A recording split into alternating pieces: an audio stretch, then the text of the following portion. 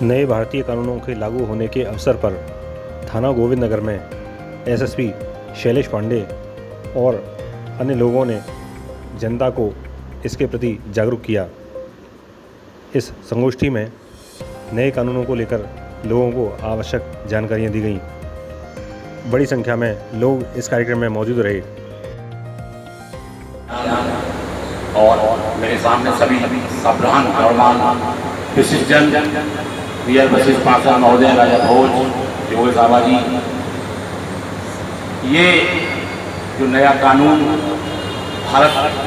नए भारत के नए कानून, भारत वही है लेकिन कानून नहीं है, नया भारत नहीं है।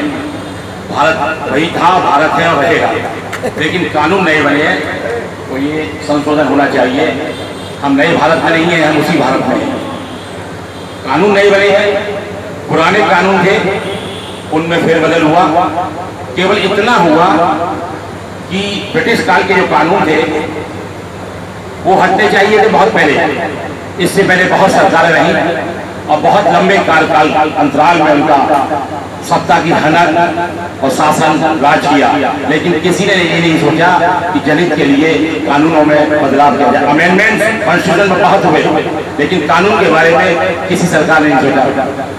ये एक बहुत धन्यवाद के पात्र हैं हमारे माननीय प्रधानमंत्री नरेंद्र मोदी जी, गृह मंत्री अमित शाह जी। उन्होंने अपने अथक प्रयास से, अपनी सोच से और ये सोचा कि इसके राजनीतिक दुष्परिणाम क्या होंगे, इसका लोगों पर क्या असर पड़ेगा, ये सब चीजें सोचते हुए देश हित की सोच उनके अंदर जज्बा था और उन्होंने सारे सीआरपीसी आईपीसी कानूनों में जो बदलाव किया, ये वाकई में अपने आप में एक बहुत गौरवान्वित और गर्व की बात है। आप सभी लोगों के लिए इसके लिए उनका जोरदार ताली बजाकर स्वागत करना चाहिए। सरकारें बहुत आती है और बहुत जाती है, लेकिन कार्य करने का जज्बा हमें इन जोड़ी में देखने को मिला। 10 साल के शासनकाल में और अब दोबारा जो हैट्रिक बनाई है, या तो पंडित नेहरू रहे थे देश के पीएम, या उसके बाद नरेंद्र मोदी तीसरी बार बने हैं। ये अपने आप में भी एक गौरव की बात है और जनता के हित में जो सोचता है वो वाकई में धन्यवाद का पात्र होता है। कानूनों में फेरबदल के साथ समय सीमा में बाउंड किया गया है।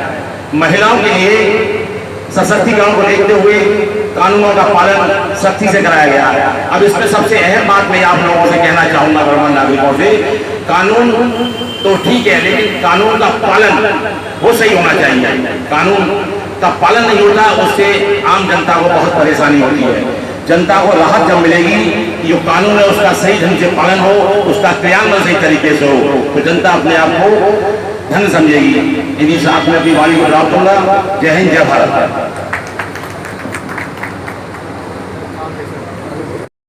सर शुभ नाम बताएं। मेरा नाम जुगल किशोर अग्रवाल जी, अभी क्या संदेश देना चाहते हैं अभी जो लागू हुआ है आज नया कानून? कोतवाली गोविंद नगर में एसएसपी साहब के नेतृत्व में एक बैठक का आयोजन किया गया है, जिसमें कि हर आदमी को अपने सजेशन देने का मौका मिला। तो मेरा अपना ये विचार है, जो हेलमेट की जो समस्या है पूरे मथुरा में, कोई आदमी होली गेट से अपने घर से सब्जी लेने के लिए थैला लेके निकला स्कूटर पे और गोविंदगंज जाना है तो हेलमेट ज़रूरी है, हेलमेट नहीं है तो उसका चालान हो जाएगा।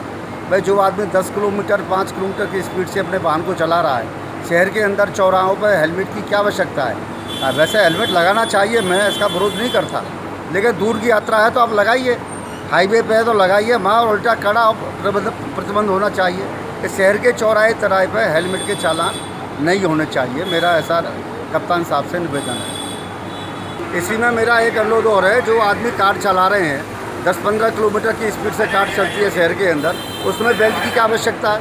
हाईवे पर बेल्ट लगाना ज़रूरी है, हम भी लगाते हैं। इस शहर के अंदर तो इन चीज़ों पर प्रतिबंध नहीं होना चाहिए, ऐसा मेरा कप्तान साहब से निवेदन है।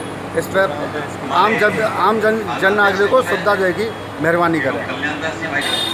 रूपम टाकिज के सामने जो मोड़ है वो 80 फुट की रोड है और वर्तमान में 30 फुट की रोड हो गई है। किसी दिन जब हादसा होगा तब प्रशासन जागेगा कि इस रोड को चौड़ी करें। मेरा उनसे अनुरोध है कि इस रोड को चौड़ाकरण किया जाए। दिन है जहां जो पुराने आपराधिक कानून थे, जो आईपीसी, सीआरपीसी और एविडेंस है, वो सब समाप्त करते हुए अब नए एक्ट्स लाए गए हैं जिसमें भारतीय न्याय संहिता, भारतीय नागरिक सुरक्षा संहिता और भारतीय साक्ष्य अधिनियम ये लाए गए हैं, जो आज 1 जुलाई 2024 से इफेक्ट में है।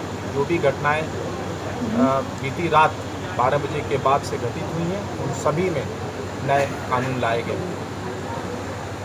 आज थाना गोविंद नगर पे एक गोष्ठी करके, जिसमें क्षेत्र के संभ्रांत लोग आज हमारे बीच में उपस्थित हैं, इनसे चर्चा परिचर्चा, लोगों को नए कानूनों के बारे में अवगत कराना और जो ये ट्रांजिशन है, ये ट्रांजिशन स्मूथ हो, इसमें सभी लोगों का सहयोग प्राप्त करना।